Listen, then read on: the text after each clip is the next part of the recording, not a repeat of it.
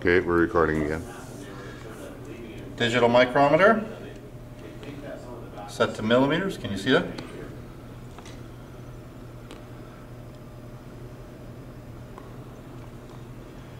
It's best to have your glasses on when you do this.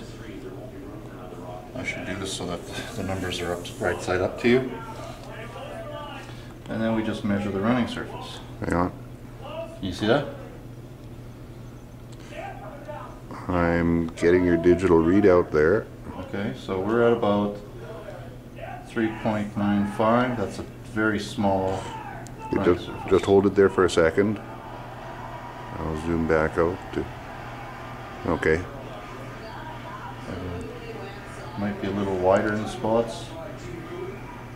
This rock has been sanded before and relieved before. So we wouldn't curl with a rock like that. That running surface is too small. That rock would be very slow.